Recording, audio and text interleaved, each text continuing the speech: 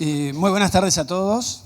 En nombre de Fundación Telefónica Movistar, sean bienvenidos aquí a nuestra sede, a los compañeros docentes que están en la sala contigua, en particular también a quienes están desde Maldonado, desde nuestra sede de Maldonado, conectados también directamente con nosotros, y también a quien vía streaming están siguiendo esta conferencia de Mariana.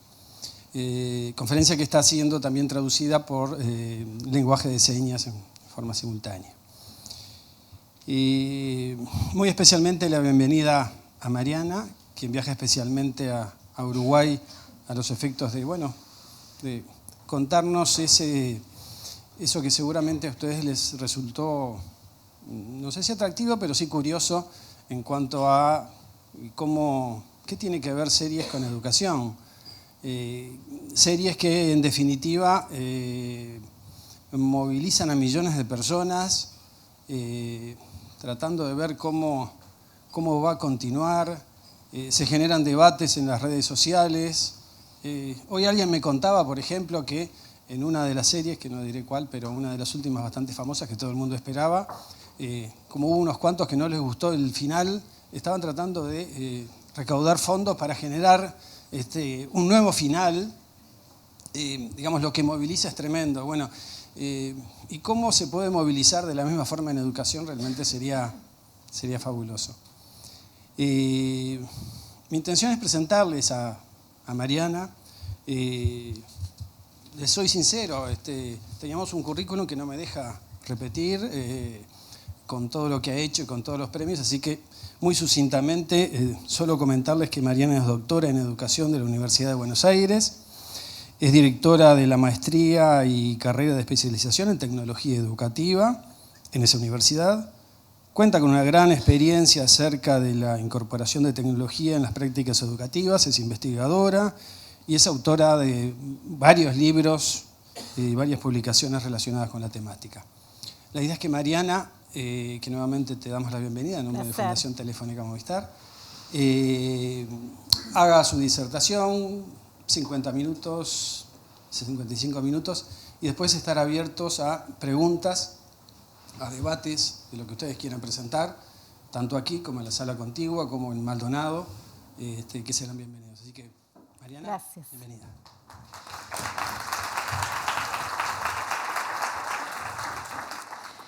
Buenas tardes a todas, a todos, también en esta sala de al lado, en Maldonado.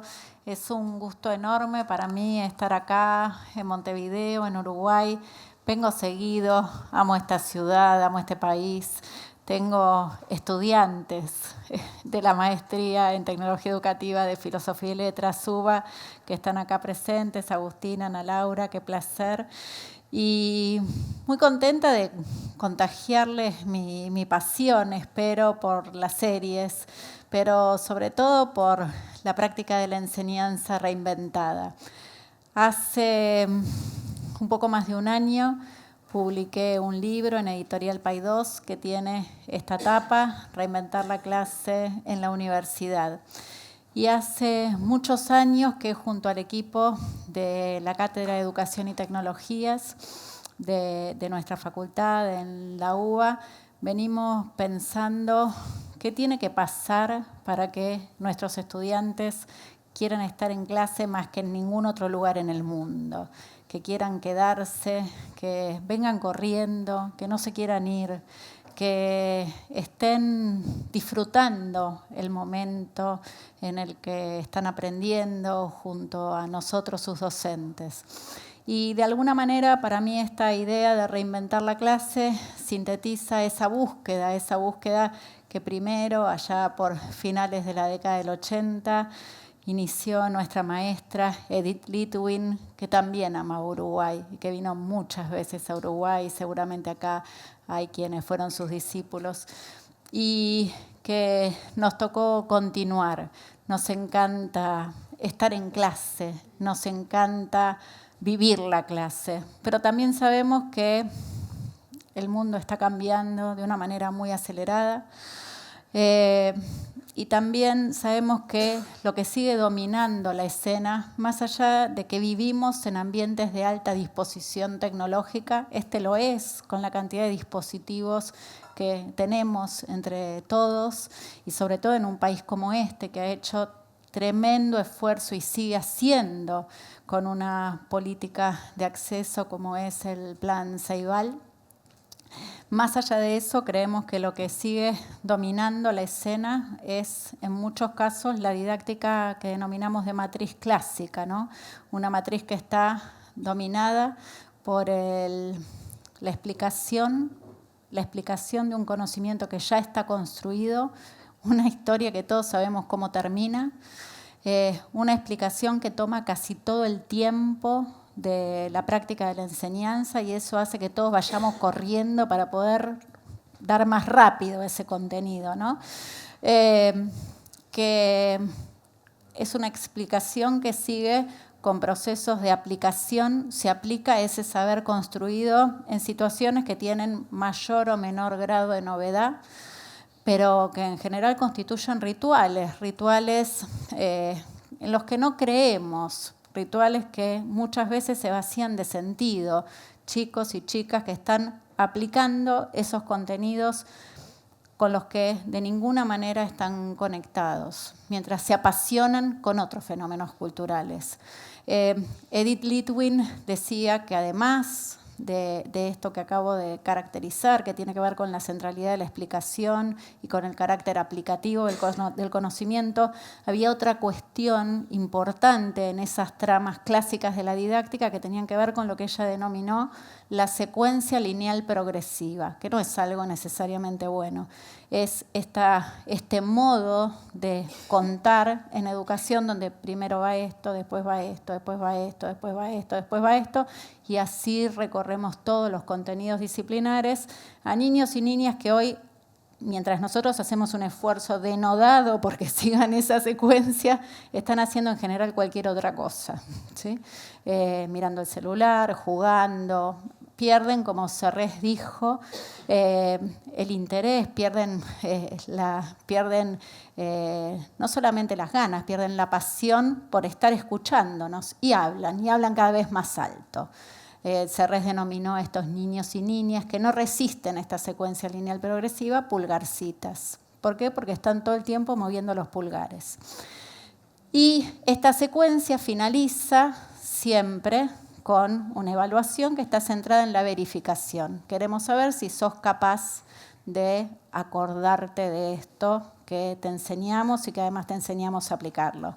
Hay excepciones maravillosas. Hay una excepción sentada en la primera fila, la profesora Marilina Torres, pero siguen siendo excepciones. Y desde hace décadas que nos preguntamos cómo vamos a hacer para generar un enorme movimiento innovador que haga que las chicas y los chicos vengan corriendo a clase y quieran quedarse. Yo empecé a trabajar con una búsqueda que me llevó a las series, o las series me fueron llevando a estas reflexiones. ¿Por qué? Porque hace mucho tiempo empecé a decir cómo esto es lo que genera pasión. Quiero encontrar esta inspiración que encuentro cuando miro una serie, cuando la mira mi hijo, cuando las miran mis estudiantes. Esta que esto suceda en clase. Y de alguna manera muchos reconocen como el primer momento, tal vez de estas largas décadas de lo que se han denominado series de culto en Twin Peaks. ¿Alguien vio Twin Peaks aquí en la audiencia? Sí, ahí. ¿Se acuerdan la pregunta que se hacía Twin Peaks? ¿Quién mató a Laura Palmer?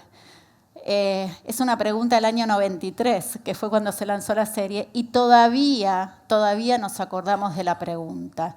Yo dije, ¿qué preguntas tenemos en educación que van a ser recordadas décadas después? Con esa misma emoción. Queríamos desesperadamente saber quién había matado a Laura Palmer. Y ahí dije, acá sentí que algo se empezaba a mover. Por supuesto, eso explotó en mi vida y en la vida de mi casa, de mi familia, con Lost. con 24. 24, puse 24 antes que Lost porque es previa en términos de temporada. 24 no es la serie más políticamente correcta, pero ¿alguien la vio, la recuerda? Jack Bauer corriendo por el mundo. Tiene 24 algo muy importante para señalar desde el punto de vista de la alteración de la trama, que es la emulación del tiempo real, ¿sí? ¿Qué quiere decir esto? Que un capítulo de 24 simula una hora. Entonces, esto genera un modo de contar que hace que todos nosotros estemos con toda esa adrenalina, que nos volvamos locos. Empezamos a hacer maratones con 24, ¿no? Porque si no la habíamos visto capítulo por capítulo, una vez que empezás una temporada no podés dejar de verla, porque tenés que saber si Jack Bauer va a tratar de impedir ese atentado o lo que fuera. Jorge Carrión dice que aprendimos de las series en un trabajo bien interesante que se llama Tele-Shakespeare, que las series nos prepararon a qué punto, esto no nos lo imaginábamos, para lo que iban a venir. Y toma este análisis en relación con 24, una serie que presentó al primer presidente afroamericano, a la primera presidenta mujer en Estados Unidos, que todavía estamos esperando, ¿sí? Dice, no es que anticiparon, nos educaron para lo que podía llegar a pasar. Y Jorge Carrión dice que en alguna medida las series con este tipo de construcción buscan como ocupar el lugar geopolítico que en algún momento ocupó el cine de Hollywood. Hoy las enormes inversiones, los premios, etcétera, etcétera, se lo están llevando las series. Como les decía, tomé conciencia de que este era un tema para mí, como docente, para la investigación didáctico, en el momento en que vi Lost, ¿no? Recuerdo siempre con tremenda emoción el último capítulo de Lost, lo vimos por streaming colgados de no sé dónde, con mi hijo, su amigo Guido. La transmisión se cortaba, no estaba subtitulado, nos preguntábamos si estábamos entendiendo bien, uno de los días más emocionantes de nuestra vida. ¿Por qué? Porque necesitábamos entender qué había pasado, por qué en esa isla, después del accidente aéreo, estaban estos personajes a quienes no solo conocíamos en tiempo presente, sino que conocíamos a través de sus historias, porque todo el tiempo mira hacia atrás, hace un uso del flashback tremendamente sistemático, hasta que un día empieza a mirar hacia adelante. Y yo los amarreaba a mi hijo y le decía, es el futuro, es el futuro.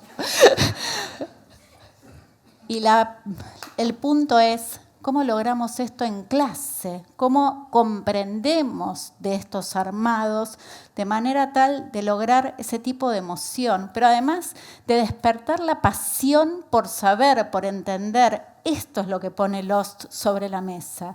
500 millones de personas discutiendo en simultáneo si estos personajes estaban vivos o no. Hubo una Lost University, hubo una Lostpedia, una Wikipedia de Lost. Millones y millones de personas que deciden colaborar para construir conocimiento frente a determinadas preguntas que plantea la serie, que son preguntas filosóficas, que son preguntas que además tienen un profundo sentido si uno los piensa desde una perspectiva educativa. Pero a mí lo que más me interesa es el tipo de construcción.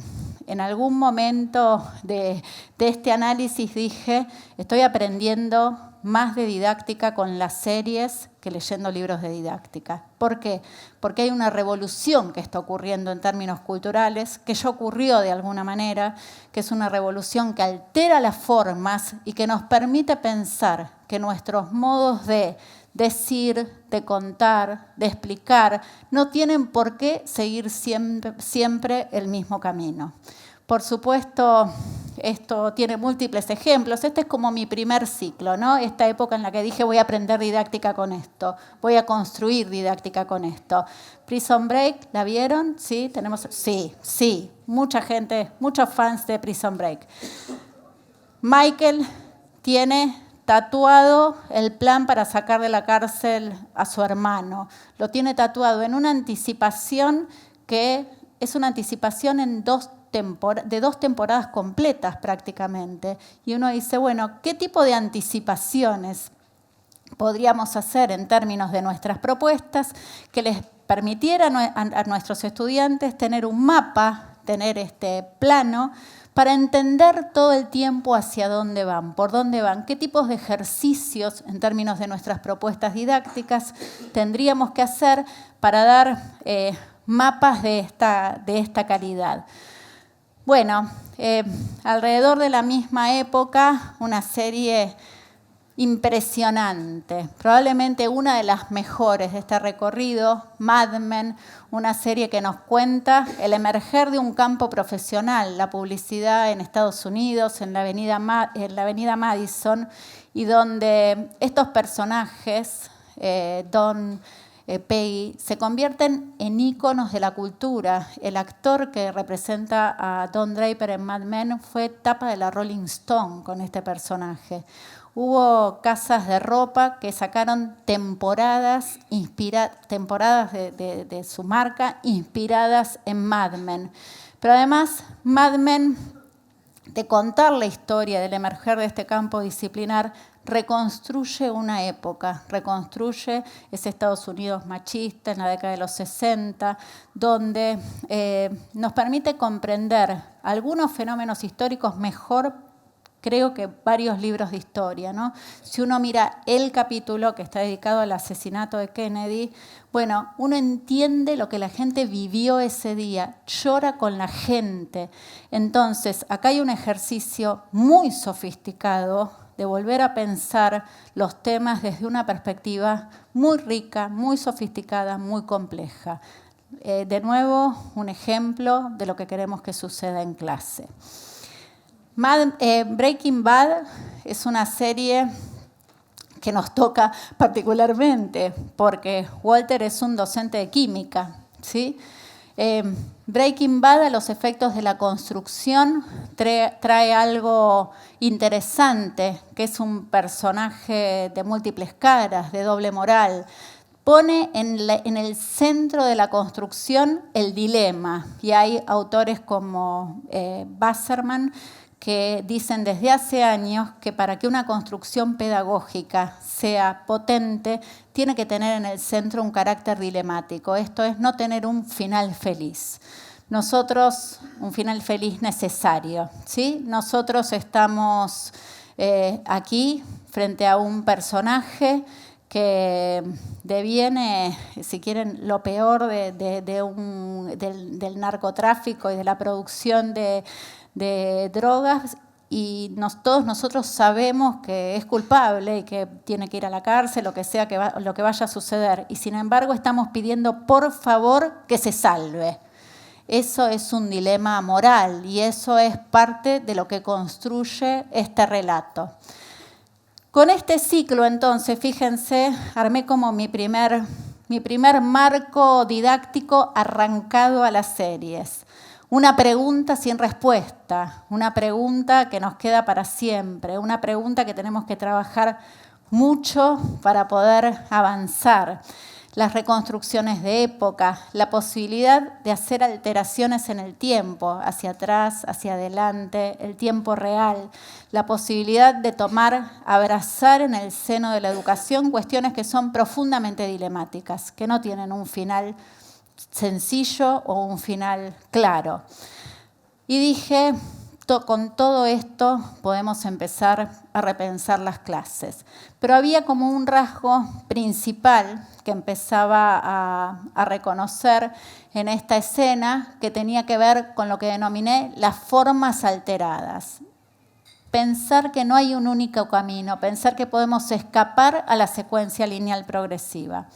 Y también algunos otros condimentos. En House of Cards, si ustedes recuerdan, primero en un primer momento Frank, pero también después Claire, hacen uso del extrañamiento. Se dan vuelta en el medio de la escena, que incluso queda congelada, y nos hablan a la cámara y preguntan, ¿están entendiendo? Yo podría hacer eso en este momento, ¿no? Pararme aquí y decir, ¿hasta acá entendieron algo? y volver.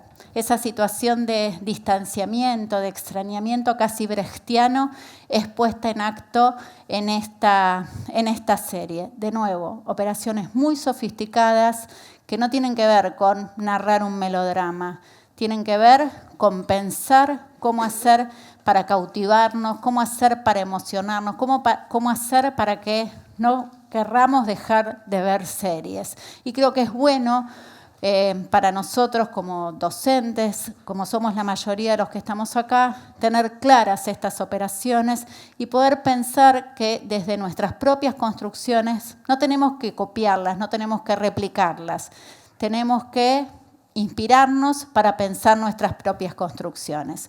Quiero hacer una aclaración, ustedes dirán, pero y Merlí y Rita, esos son docentes maravillosos que también tienen lados controvertidos y que muestran algunas propuestas pedagógicas distintas, pero que desde el punto de vista del relato son bastante clásicos.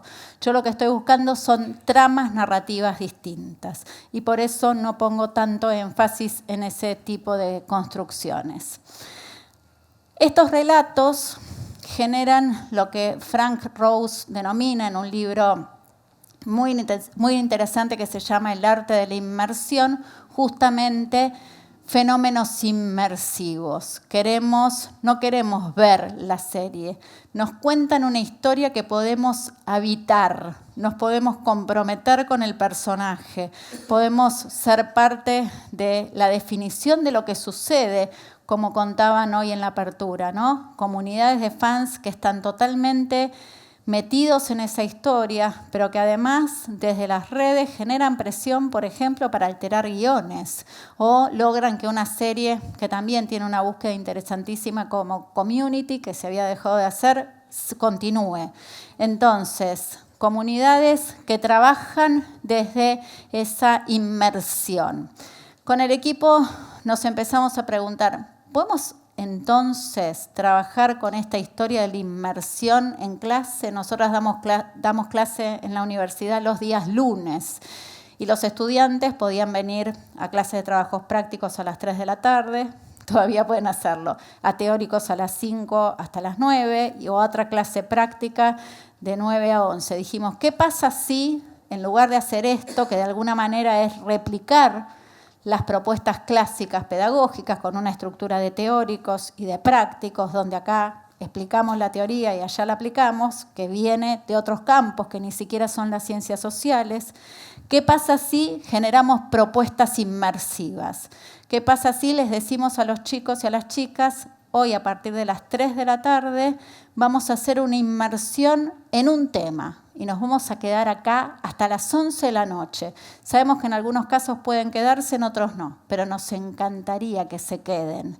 Y empezamos a trabajar en esas propuestas, a hacer una especie de experimento, de laboratorio, que hizo no solamente que los chicos y las chicas hicieran todo lo posible para estar más tiempo, sino que nosotras mismas fuimos haciéndonos como parte de ese movimiento, es decir, queremos estar en clase. Lo mejor que nos puede pasar es estar viviendo este experimento. Por ejemplo, un tema de la materia tecnología educativa es videojuegos en la enseñanza. En la inmersión en videojuegos, el día que hacemos una inmersión en videojuegos, jugamos, hablamos con gente que desarrolla juegos, trabajamos con escuelas, nos conectamos con escuelas que están usando juegos que diseñaron, hacemos prototipos de juegos. Cuando nos vamos de la clase, después de 8 horas, 9 horas de trabajo, somos expertos en el tema y nuestros estudiantes se van sintiendo eso, que pudieron recorrer un tema en una perspectiva de profundidad.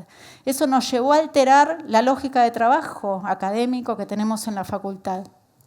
Este tipo de experiencias están poniendo en tensión ciertas dimensiones que tienen que ver con el tiempo, claramente en este caso, que tienen que ver con el espacio, que tienen que ver con el currículum, porque cuando yo digo, tengo 14 semanas y puedo hacer, sacando las evaluaciones, el día final, 9, 10 inmersiones, lo que estoy diciendo es, de este curso, de esta materia que tengo que enseñar, voy a enseñar 10 temas en profundidad.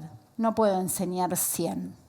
Y esto para mí vale para todos los niveles del sistema. Uno tiene que poder tomar, definir perspectivas interpretativas respecto de los temas curriculares que nos permitan hacer recorridos inmersivos, recorridos que van en la historia a niveles de cada vez mayor profundidad. Bueno, la noción, como les decía, más recurrente en todo este ejercicio, que empezó a aparecer como dimensión de lo que denomino una didáctica en vivo, es la de formas alteradas. ¿Qué son las formas alteradas? La posibilidad de pensar la práctica de la enseñanza desde una perspectiva que no es lineal. La posibilidad de pensar que yo un tema puedo entrar por acá, pero también puedo entrar por acá. Y que tal vez la decisión que tomé hoy para esta clase no es la misma que voy a tomar dentro de un año. Porque voy a ser distinta, porque mis estudiantes van a ser otros, porque el contenido muta aceleradamente. Y en este momento dijimos, bueno, ¿qué pasa si en una determinada clase, en lugar de decir todos entramos por este aspecto del tema y vamos hasta este aspecto del tema, hacemos 4 recorridos? Llegan los estudiantes a las 3 de la tarde y les decimos, ustedes van a poder elegir qué recorrido hacer. Y esto puede ser, pueden entrar al tema desde hablar con un autor o pueden entrar desde propuestas de películas de ciencia ficción o pueden entrar haciendo un prototipo o pueden entrar... Los estudiantes nos miraban azorados y decían, ¿pero cómo? Y tenemos que elegir. Y nosotros decíamos, todo el tiempo están eligiendo si están en esto o están mandando WhatsApp o haciendo cualquier otra cosa en el tiempo de la clase. También es reconocer eso, reconocer lo que Bauman denominó como situaciones de intermitencia online-offline. Estás acá, todos ustedes están acá, pero al mismo tiempo están en otro lado. Y no vale solo para quienes están en las otras salas, que de alguna manera están acá. Los que están en esta sala están acá y están, si pasa algo en la casa, les avisan por WhatsApp, se paran y se van. Están acá y están al mismo tiempo en otro lado. ¿Cómo poder capturar esto en clase para generar una propuesta? Bueno, elegí por qué vía querés ir, qué camino querés hacer, con qué compañeras y compañeros vas a hacer ese recorrido. Pasaban cosas tales como que los estudiantes decían, bueno, pero si elijo este recorrido, ¿qué pasa con los otros? Y bueno, los otros se documentan. Otro de los fenómenos que tenemos que reconocer es que nuestros estudiantes están permanentemente registrando lo que sucede en clase. Ya no con un cuadernito. Están grabando, están videograbando, están sacando fotos, lo están posteando en la nube. Ni hablemos si se trata de una prueba, ¿no? Digo, eso está en la nube en el acto. Digo, nunca tuvimos una generación de estudiantes más solidarios. Reconocer esto, reconocerlo y generar propuestas pedagógicas que trabajen con esto.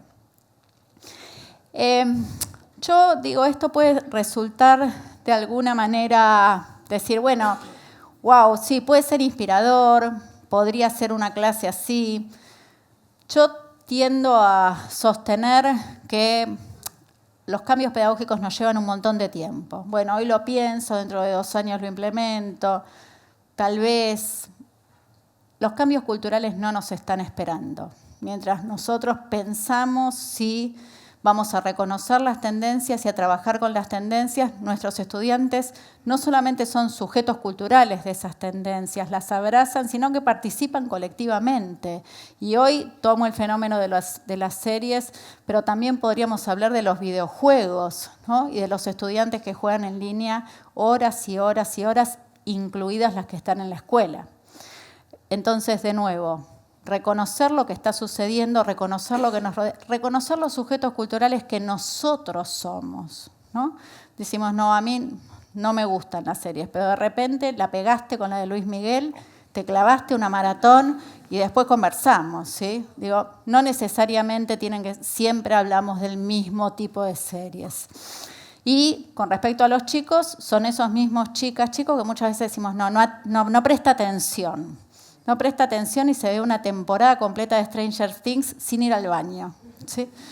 Entonces, de nuevo, estamos pensando en términos de reconocer prácticas culturales y reconocer lo que nos traen las prácticas culturales, ¿no? Además de la inmersión de las formas alteradas, una lógica, si quieren, de consumo que es on demand. Yo miro cuando quiero, en el momento que quiero, si quiero veo la temporada completa, si no, no, voy a esperar a verla con tal. Puedo decidir. ¿Cuál es el único lugar donde no se puede decidir en estos términos? Es la escuela. Entonces, la gente está no solamente viviendo una cultura on demand, también está desarrollando toda una jerga en relación con esto. ¿Sí? Te dicen, no me spoilees, hice una maratón, este es un spin-off, qué sé yo, toda una... Y los estudiantes inmediatamente ponen esto en términos de lo que les pasa en clase. Y dicen, yo quiero verlo cuando quiero verlo. Yo quiero entender esto cuando necesita entenderlo, 5 minutos antes de la prueba.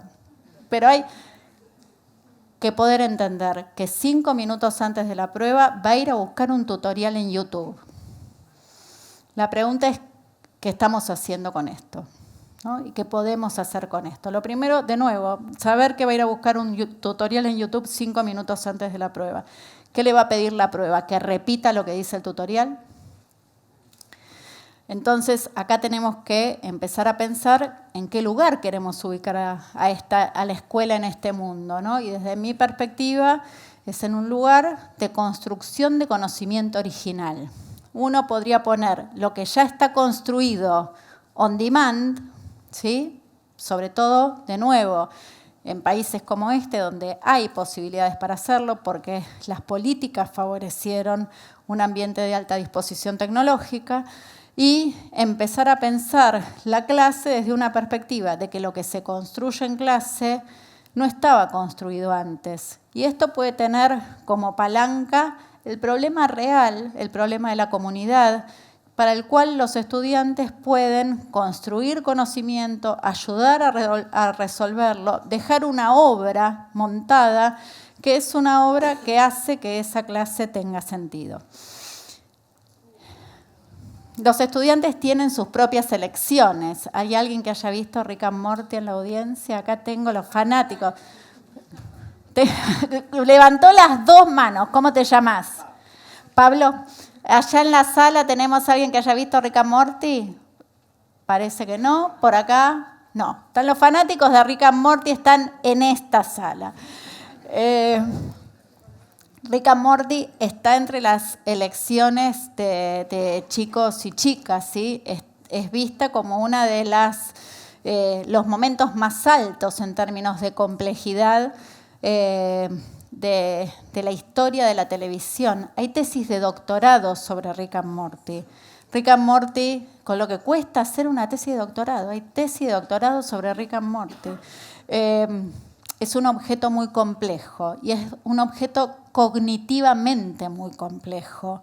Si en Lost el tiempo iba para adelante y para atrás, acá el tiempo se fractura, hay tiempos paralelos, los personajes se clonan, las familias se clonan, se reproducen. O sea, hay realmente que hacer un esfuerzo cognitivo enorme para comprender Rick and Morty. Fíjense, de nuevo, si antes decíamos, bueno, los chicos sí atienden, no es cierto que no atienden. Los chicos que eligen esta serie y que la miran como serie de culto tienen desarrollados procesos cognitivos muy sofisticados para poder entenderla. Tensiones, ¿no?, que se van generando y otras de distinto tipo. Se escuchan... Cuando se lanzó hace algunos años, 13 razones por qué, yo no la había visto, pero me llamó la atención que gente cercana, ex estudiantes, colegas, me empezaron a decir, Mariana, vos que estás con el tema de las series, ¿viste 13 razones por qué? ¿Viste? A la tercera dije, bueno, voy a dejar todo y voy a ver 13 razones por qué. Es una serie muy compleja, muy controvertida, que tiene hace explícita en una escena el suicidio de una adolescente. Ahora, bueno, pareciera que años después van a retirar esa escena de la serie. Pero lo primero que me quedó claro cuando empezamos a analizar esto con el equipo de cátedra, con colegas, era que había muchos jóvenes que la estaban mirando solos, solas, sin que nadie estuviera con ellos, ¿no? Y empecé a tener esa conversación, decir, ¿cómo la está mirando sola? No puede estar mirando sola esta serie, ¿no? Hay temas muy complejos que requieren un trabajo con los adultos de la familia, los docentes, por supuesto, y hay mucho para debatir y para aprender. Uno puede hacer interpretaciones de esta serie, trabajos interpretativos que ponen en juego contenidos curriculares, que ponen en juego categorías de análisis de la psicología, de la antropología, de la sociología. Pero esto no era lo que estaba pasando. Lo que estaba pasando es que los chicos y las chicas estaban mirando esta serie solos. Entonces, también en el reconocimiento del otro como sujeto cultural, hay que comprender cuáles son las series que miran los chicos, las películas que miran, los juegos que juegan, y también abrir la puerta para que esto entre a la clase, ¿no? A nosotros nos tocó, la verdad es que nuestra primera posición respecto de la serie no estaba tan clara. Dijimos, bueno, hagamos un panel, traigamos invitados, docentes, directivos, y hagamos un debate desde categorías de análisis que nos permitan comprender lo que hay detrás de esto y lo que estamos en condiciones de aprender con esta serie. Una serie que además tiene una trama narrativa alterada, porque la joven que se suicida deja una serie de cassettes donde cuenta la historia de lo que sucedió desde el punto de vista de N personajes distintos. Entonces, de nuevo, como objeto cultural muy popular entre los jóvenes, también hay una narrativa de formas alteradas. El año pasado creo que por los tiempos, por cómo se fueron moviendo los tiempos de la historia, los resultados de ciertas elecciones en Estados Unidos, en Brasil, empecé a ponerle más cabeza a las series distópicas, que las hay y son buenísimas.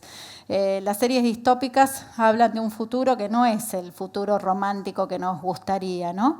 Y dije, voy a dedicarme un tiempo. A ver, voy a contar la cocina, como diría la maestra María Teresa Sirvent. Yo no quería trabajar más el tema series como inmersión en clase, a pesar de que era un tema con muchos fanáticos. ¿Cuál serie?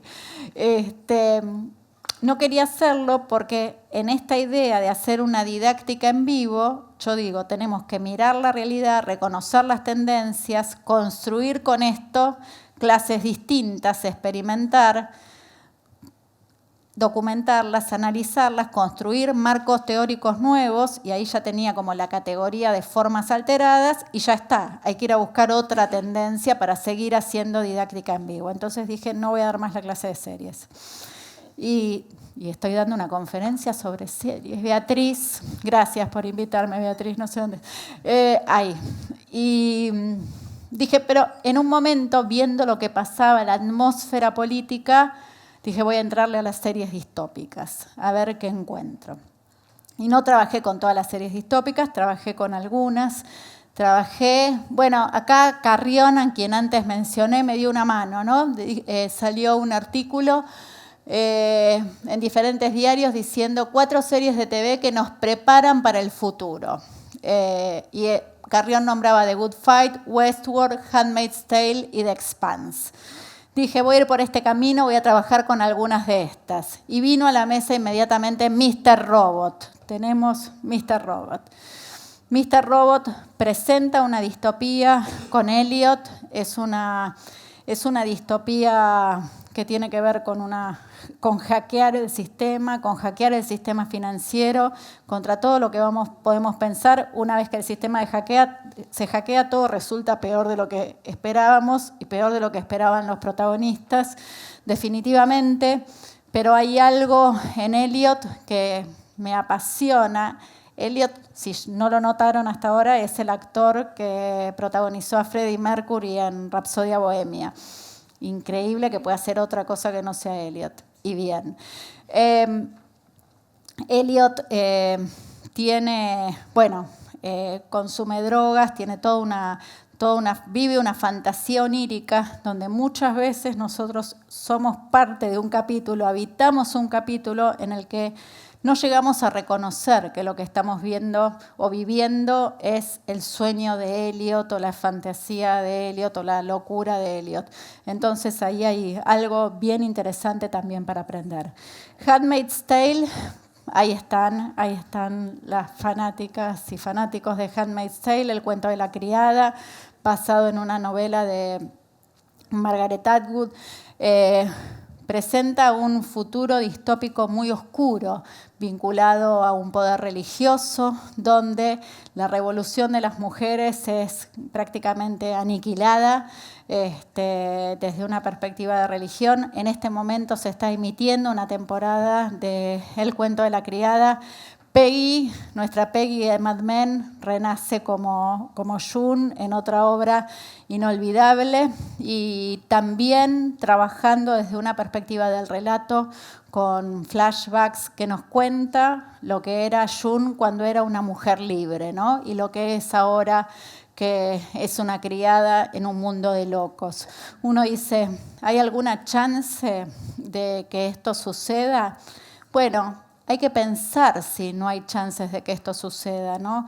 El emerger de contramovimientos religiosos frente a la conquista de ciertas libertades, el movimiento a la derecha de gran parte de los gobiernos del mundo. Creo que hay que mirar esta serie con muchísimo detenimiento y hay que pensar qué nos está diciendo. Y esos análisis son análisis que, por supuesto, también podemos hacer con los estudiantes, ¿no?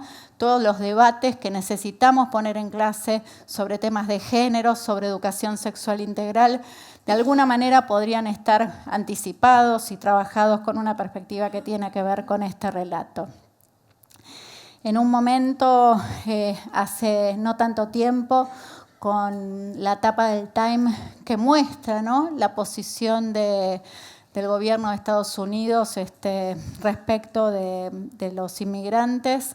No solamente apareció en esa portada, sino que el famosísimo novelista Stephen King tuiteó: ¿qué está pasando con esto? Esta es una de las cosas, esta es de una crueldad que está más allá de las creencias. ¿Esto es Estados Unidos o son meses antes de que ocurra de Gilead en El cuento de la criada? De nuevo, cruces entre la historia y las historias que están contando las series.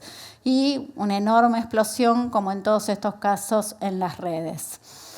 Hay una distopía magnífica, una distopía que vale la pena ver. No solamente por el debate de lo distópico del futuro que viene, sino también porque nos trae a la escena uno de los temas que los docentes tenemos que estar discutiendo, que es la inteligencia artificial.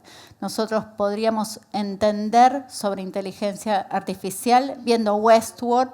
Westworld habla de un parque de diversiones, que es un parque de diversiones donde los anfitriones son robots, son androides, pero parecen seres humanos, y donde los visitantes van a divertirse en este espacio donde con los robots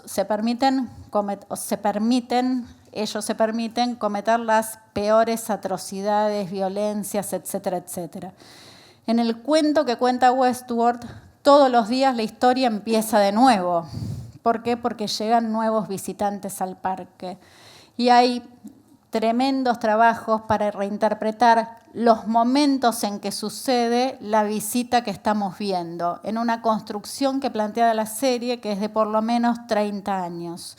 De nuevo, acá vemos el esfuerzo de las comunidades por entender una narrativa compleja. Y aparece un tema que arrastramos probablemente desde 2001, por mencionar un punto, que es qué pasa si estos robots empiezan a tomar decisiones, ¿no? Con lo cual las discusiones que plantea la serie son discusiones de la agenda contemporánea, tienen que ver con la inteligencia artificial, con el Big Data, con todo lo que sabemos que va a venir y que son temas que en breve, hoy, no en breve, están empezando a tener un impacto grande en términos de las políticas educativas, en términos de las prácticas de la enseñanza y, por supuesto, ya lo dijo Cristóbal Cobo, despidiéndose de Uruguay en términos de nuestra vida, cada vez que llenamos de los dispositivos que usamos de nuestra información sin tener tan claras las condiciones. Todos esos debates son debates que se plantean en esta serie. Yo venía pensando con esta idea de inmersión, lo que les decía, trabajamos temas menos que los que trabajábamos antes, seguro, desde una perspectiva de mucha más profundidad. Este año dedicamos prácticamente la cursada de nuestra materia al tema plataformas, en sintonía con el planteo de Cristóbal Cobo, con el planteo de Scolari. Pero la semana pasada estuvo la cátedra de datos, cuyo titular en la Facultad de Ciencias Sociales de la UBA es Alejandro Pisitelli. Nos acompañaron en nuestro segundo encuentro regional de la Maestría en Tecnología Educativa y dijo, tenemos que decir algo, vamos a dar acá una novedad, y yo la voy a dar en este momento en Montevideo. Vamos a dictar toda la materia, que es una materia que se llama Procesamiento de Datos para una carrera de Ciencias de la Comunicación, en el verano de 2020 con Westword. Prácticamente que me lo dedicaron.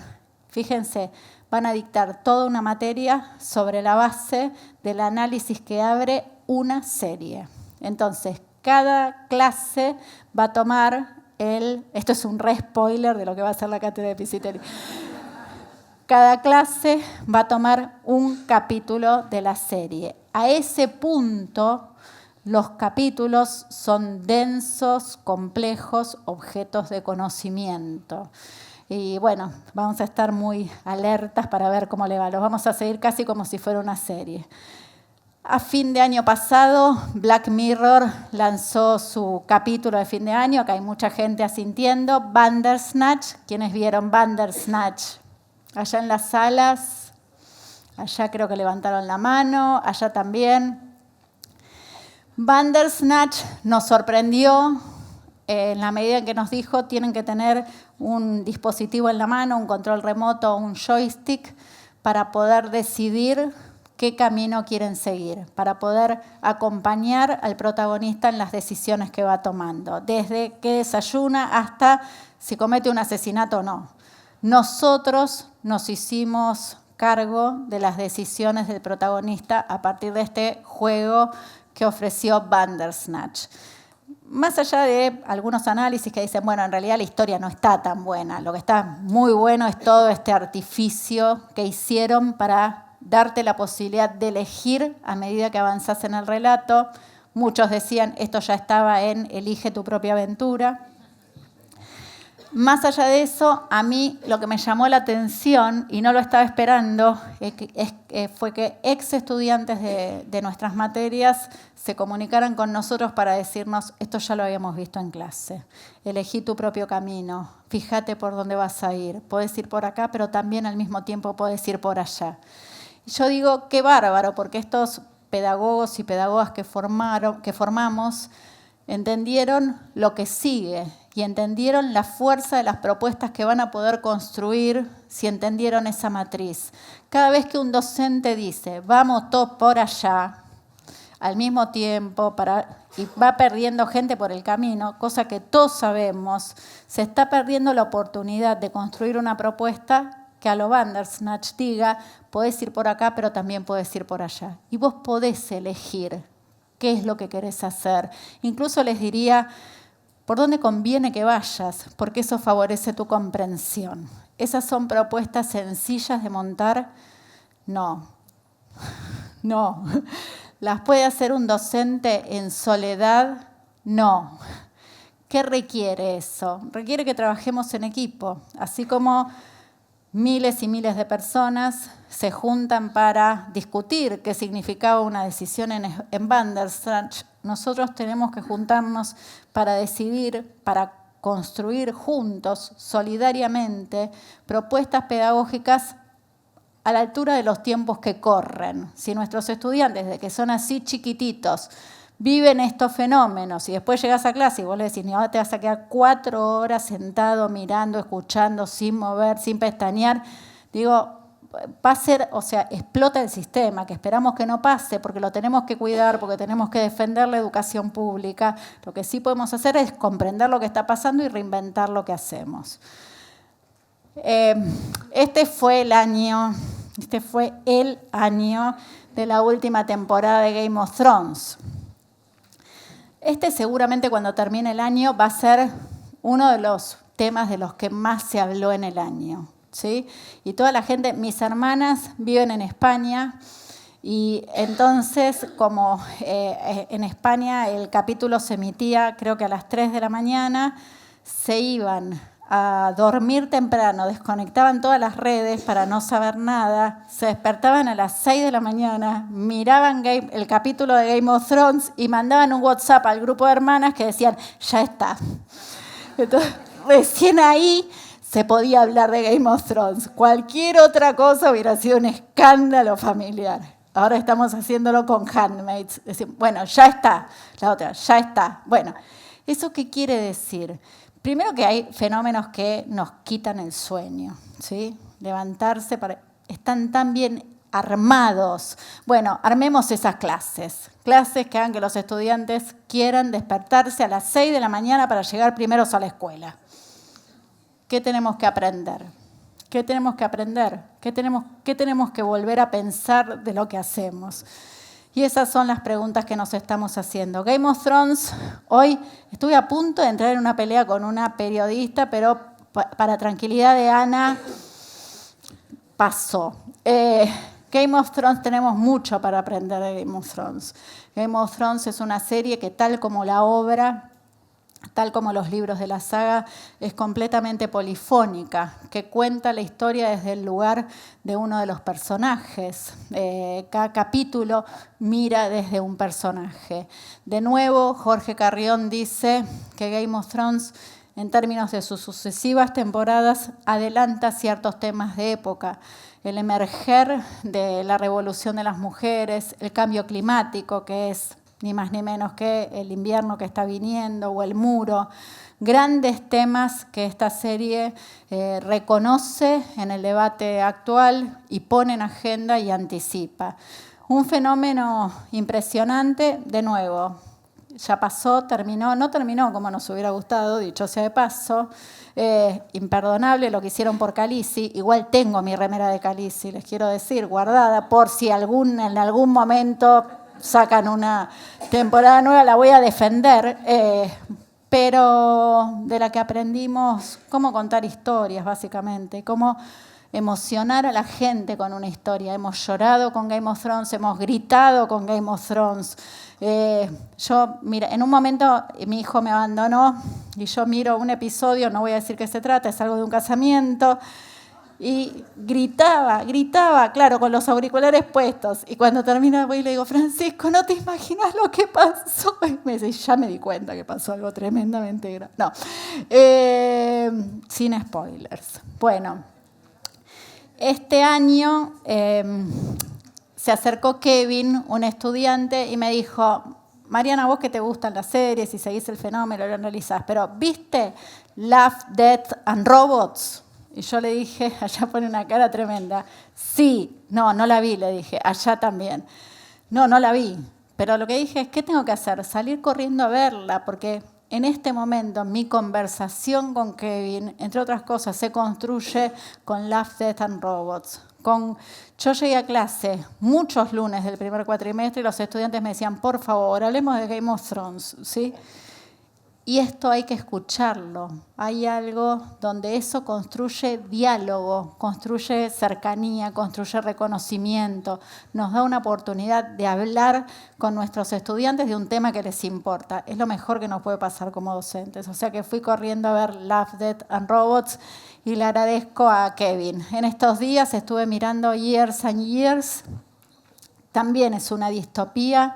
Arranca en 2019 y termina en 2029 en un mundo en el que no nos gusta para nada, también dominado por un poder alocado de derecha en Inglaterra, pero tiene cosas bien interesantes. Muestra cómo podrían desarrollarse las próximas interfaces tecnológicas que hagan que nuestra comunicación con los chicos y las chicas sean todavía más complicada, ¿sí? Todavía más complicada. Y en otros sentidos, cosas interesantes, metáforas respecto de la tecnología que ubican a esta familia intercomunicándose con un dispositivo al que la abuela le dice, Senior, conectame con la familia, y la familia está en línea y mientras hace sus tareas cotidianas, conversa. De nuevo, temas que tenemos que poner en agenda, temas que son del futuro cercano, esos desarrollos tecnológicos ya existen. Y estaría muy bueno que podamos empezar, Alicia Camillioni dice, a pensar en perspectiva. Nuestra obligación como educadores es pensar el futuro. Los estudiantes que formamos hoy en clase van a ir a los niveles superiores del sistema educativo en 2030, en 2040, se van a insertar en el mundo laboral. Tenemos que poder pensar en esos términos por adelantado y hay series que nos están tirando grandes pistas, puntas para pensar cómo hacerlo. Estoy feliz de estar en Uruguay, pero la motivación más fuerte que tengo para volver a Buenos Aires es terminar, no, bueno, tengo alguna otra, terminar Dark. Quiero terminar Dark, estoy desesperada por terminar Dark. Decía, ¿cómo vengo a dar la conferencia y no pude terminar? Bueno, no pude porque era una cosa o la otra. Dark es una serie bien oscura, ¿sí? Que sucede en varios tiempos en simultáneo. O sea, es una perspectiva, trae una perspectiva en la que lo central es la alteración de tiempo, una vez más, los viajes en el tiempo. Y es muy difícil en muchos momentos de la serie entender quién es el personaje que o envejeció o rejuveneció, a qué familia pertenece y en qué momento estamos.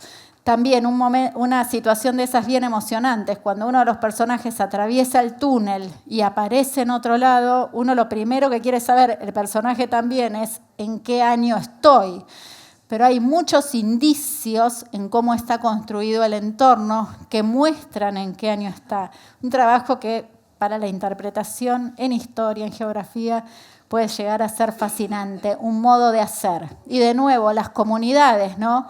Mucha gente me dijo, mi amiga Karina León me dijo, no veas la segunda temporada sin volver a ver la primera.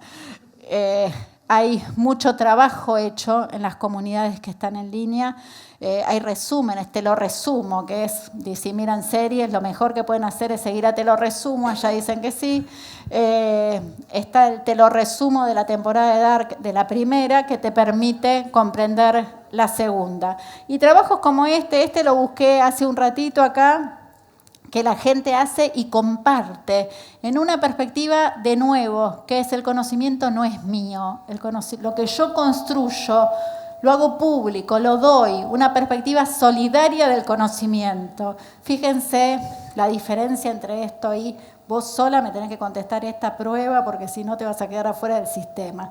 Poder instalar perspectivas solidarias del conocimiento también es parte de lo que podemos hacer. Yo quiero volver a mi casa para ver Dark.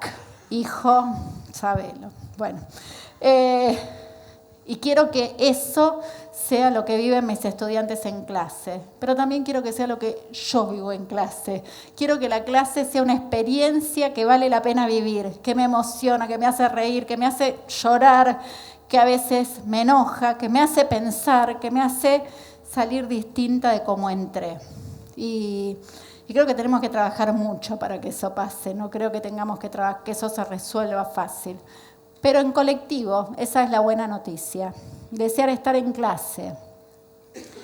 Porque lo que sucede ahí es original, porque nos conmueve, porque nos emociona, por un montón de razones. Pero sobre todo, porque no sabemos cómo termina.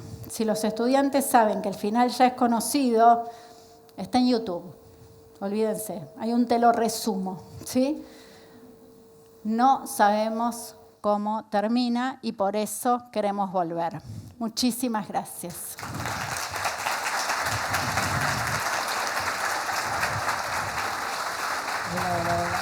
Gracias Beatriz, gracias Ana y por supuesto gracias a nuestras intérpretes también. Muchísimas gracias. Gracias a vos Mariana, tan clara como siempre.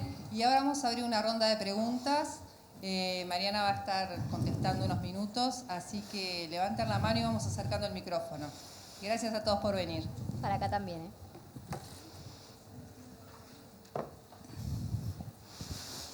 Bueno, preguntas, comentarios. Acá tenemos una pregunta.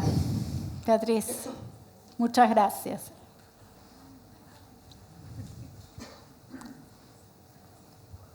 Hola, ¿qué tal? ¿Cómo te llamas? Carolina, mucho gusto. ¿Qué tal, Carolina? Una pregunta que me queda con esta última frase justamente y es ¿cómo no saber el final? ¿Qué pasa con esas materias donde sí más o menos sabes el final? Por ejemplo, historia, teoría de la comunicación, cuando hablas de muchas cosas que ya sucedieron, que sabes quiénes son los personajes, que sabes cómo terminaron esas historias, cómo hacerlas o cómo contarlas nuevamente dentro de este tipo de clases que a algunas personas les puede, no sé, parecer aburridor o un poco, no sé, madrugar y llegar a un lugar donde de verdad puedes leer ese texto, encontrarlo, ver una serie, incluso algunos autores o películas que resultan más interesantes. Bueno, cómo en clase llevar estos temas que no son tan innovadores. Sí, muchas gracias por la pregunta. Yo creo que lo fundamental es pensar a dónde está el propósito de nuestra enseñanza, ¿no? Y yo pienso todo el tiempo, cada vez más, que el propósito de nuestra enseñanza está fuera de la clase. Entonces, creo que perdí el retorno. A ver, si nosotros tenemos que poner en juego dimensiones de las teorías de la comunicación para comprender fenómenos comunicacionales tan complejos como los que ofrece, por ejemplo, Westworld, entonces ya no es saber la teoría de la comunicación construida, no es saber cómo funciona la categoría de mediación o de recepción, es cómo poner en juego de una manera interpretativa estas categorías de análisis para pensar fenómenos complejos de nuevo tipo o para ir y generar una propuesta de distinto tipo que tiene que ver, por ejemplo, con cómo resolver los problemas comunicacionales que afectan a una comunidad en términos de y tienen un impacto en situaciones de violencia.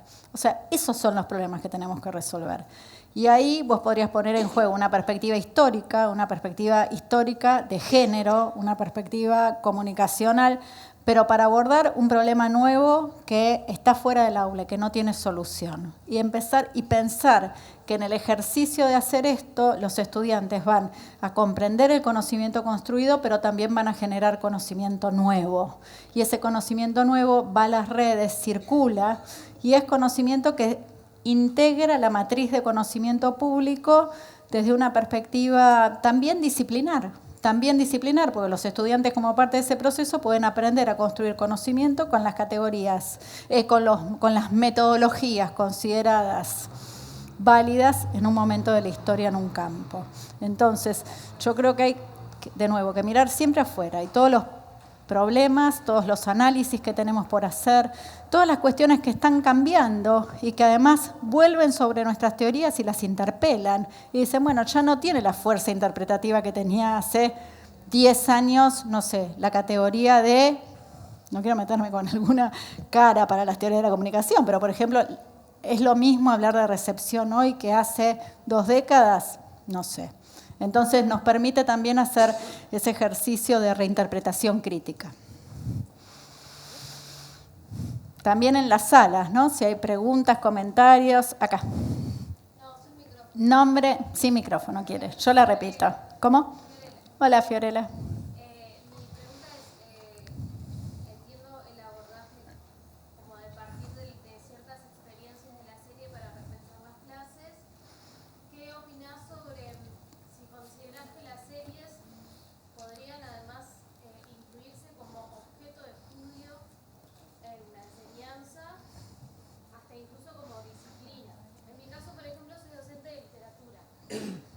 Y creo que me parece que las series son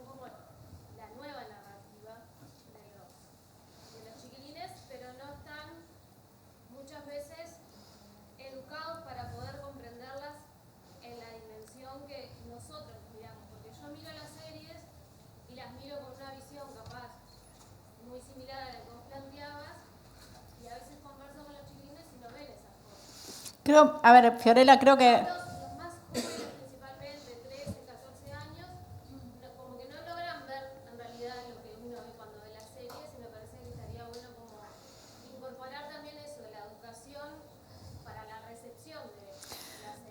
Esto, digo, este es un tema estudiado, educar para la recepción. Me parece que hay una interesante trayectoria en relación con este tema con respecto a los estudios acerca de la televisión.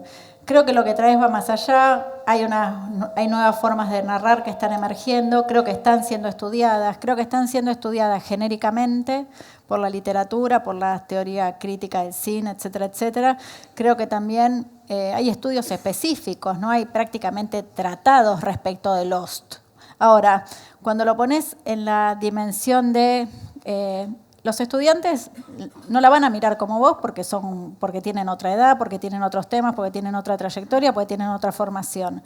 Pero vos, desde tu propuesta pedagógica, didáctica, lo que haces es favorecer que aprendan perspectivas crítico-interpretativas a la vez que las están mirando. Y esa es la oportunidad. Es decir, bueno, vamos a ver 13 razones por qué, cómo la vamos a mirar, desde qué disciplina, dentro de qué disciplina, desde qué enfoque, dentro de ese enfoque, desde qué categorías de análisis. Y esa es una oportunidad educativa sensacional.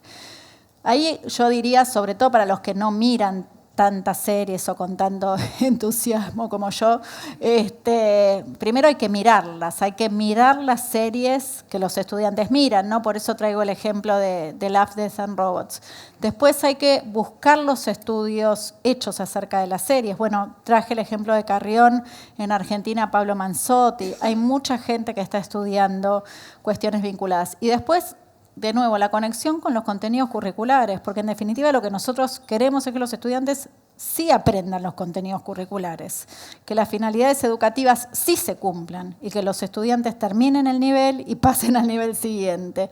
Entonces ahí hay una oportunidad enorme en relación con los contenidos curriculares. Yo hablaba más por el lado de convertirlas en contenidos curriculares. No, digo, ese es un proyecto, digo, que vos podés liderar. Creo que sí pueden ser parte, pero de nuevo, de la trama entre los contenidos que tenemos que enseñar, de la búsqueda de formatos alterados y convertirlas en objeto de análisis con contenidos que desarrollen los estudiantes. En el caso de Westworld es parecido a lo que supongo que va a ser la cátedra de datos. Va a estudiarla desde las perspectivas de desarrollo de la inteligencia artificial y el objeto va a ser Westworld, o sea que sí, en esa línea. Sí, nombre. Gracias, Fiorella.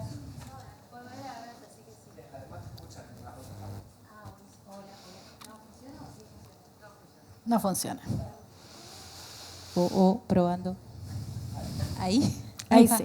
En mi caso es más fácil porque soy docente de comunicación, entonces es más Estaban fácil. toda la de comunicación, ¿qué pasó?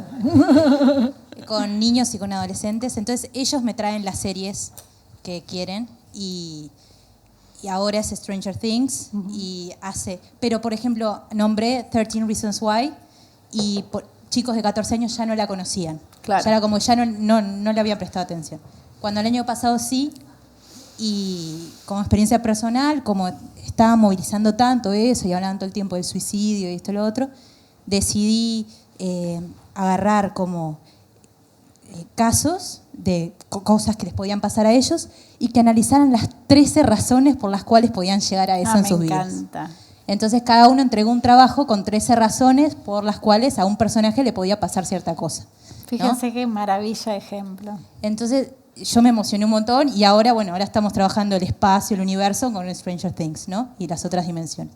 Entonces estoy copada con eso. Pero me pasa también que me cuesta mucho cuando voy a reuniones de profesores, les digo, vamos a juntarnos y el profesor de dibujo y vamos a juntarnos con el profesor de historia, armar equipo. Me resulta muy difícil porque todavía estamos como... Entonces, ¿cómo crees que se podría incentivar para eso de armar equipo? Hoy armé equipo con 3 docentes y funcionó, pero funciona muy de los pelos y con mucha inseguridad, ¿no? de cómo crees que es la mejor manera de armar equipo y qué 3 libros, no 3 series, podría recomendar como para que vayamos leyendo y para que vayamos diciendo, bueno, esto sirve. ¿Qué 3 libros recomendaría? Son 2 preguntas, perdón. Son 2 preguntas. Armar equipo creo que hay que militar, ¿no? Creo que hay que militar la colaboración entre las instituciones, ver cómo si tus estudiantes están realmente fascinados con la propuesta y produjeron todo esto, poder compartir esas producciones, poder hacerlas públicas, decir qué genial sería. Nosotros estamos trabajando en este momento con una idea que es construir movimiento, ¿no? No queremos que una cátedra o un docente, queremos construir un movimiento y invitar desde ahí y pensar que no alcanza con que un docente tenga una propuesta rediseñada. No alcanza con la fuerza. Necesitas una institución que tenga propuestas rediseñadas, necesitas políticas que alienten el rediseño de propuestas. Respecto de los 3 libros, hay uno que para mí es la base, lo nombré, es Tele Shakespeare, de Jorge Carrión. En Argentina, Pablo Manzotti publicó Seriemanía, que es un libro bien interesante también para hacer un recorrido por las series de culto. Hay muchos libros específicos sobre series. No podría recomendar uno, pero sí después les puedo pasar una lista completa. Por ejemplo, bueno, sobre Game of Thrones hay libros buenísimos, incluido uno que publicó en España el político Pablo Iglesias, que se llama Ganar o Morir, que tiene una serie de artículos con estudios de género respecto de Game of Thrones. No es específico de series, pero casi tengo el mismo entusiasmo que para terminar Dark, en este momento para terminar un libro de Alessandro Barico que se llama The Game, que ese también me quita el sueño. Es un libro, voy por la mitad, pero que ya se los recomiendo. Barico dice que la revolución que estamos viviendo no es tecnológica, que es una revolución mental. Y que esa revolución, voy a spoilear un poquito, pero para que tengan ganas de leerlo, que esa revolución mental empezó el día que pasamos del metegol a Space Invaders, ¿no? El día que pasamos de poner el cuerpo todavía jugando al metegol a jugar en la pantalla Space Invaders. Y dice que esta revolución mental, en esta revolución mental, hay una realidad que es esta realidad en la que vivimos y hay otra paralela que es la que navegamos en la web, básicamente, que va a permitir que más allá del esfuerzo de Beatriz para que yo esté hoy acá y de Fundación Telefónica, Telefónica Movistar, por supuesto, sigamos encontrándonos en las redes a través de las décadas. Barico dice que en esa combinación se juega la realidad. La realidad no es esta realidad. La realidad es la combinación de ambas. Y entonces creo que conecta con el fenómeno de las series, ¿no? De nuevo, vivimos ese universo. Hay gente que vive el universo Avengers, ¿no? Hay otros universos. Yo me dedico a este, pero hay otros que están... Y creo que ahí tenemos, si reconocemos eso, podemos empezar a pensar que no podemos, las prácticas de la enseñanza no pueden seguir siendo lo que eran, porque cambiamos de realidad, estamos viviendo otra realidad. No sé si en las salas... No sé si en la sala de al lado hay más preguntas. Acá hay una. Bueno, la última de esta sala, porque la verdad que arrancó muy temprano y Mariana y... Sí, a las 5. ¿Cómo te llamas? ¿Cómo te llamas? Mi nombre es Pablo, soy docente Hola, de primaria. Pablo. No, primero agradecerte por la charla y en este momento me está pasando que con esto de la serie que los gurises traen todo el tiempo, Gravity Falls, Chernobyl. Gravity Falls es buenísima. Sí. Y nada, me viene como a la cabeza esto de cómo trabajar dentro de la cultura escolar, esto del hecho de analizar series y trabajarlas, pero desde que los gurises piensan que no es hacer nada o que las familias también piensan que esto no es hacer nada. Y me parece que está bueno trabajarlo desde ese punto de vista, ¿no? Desde primero cómo transformar la cultura de la escuela para que esto sea aceptado o que sea bienvenido por el centro educativo.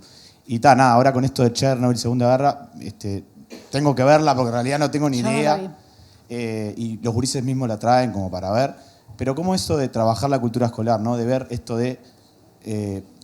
¿se puede trabajar a partir de esto y transformarlo en contenido o transformarlo transformarlo en una actividad educativa? Eso es lo que Yo digo. creo, mi amiga Lila Pinto, que circunstancialmente también está hoy en Montevideo en otra actividad, dice que lo que hay que cambiar es la cultura escolar y que en realidad la cultura escolar es la cultura digital que estamos viviendo, ¿no? Yo ahí, Pablo, diría con bastante fuerza, porque sobre todo lo vi en experiencias en escuelas primarias, hay que hacer explícito el encuadre. Vos tenés que poder hablar de por qué estás cambiando la propuesta con tus directivos, con las familias, con colegas, como planteaban acá.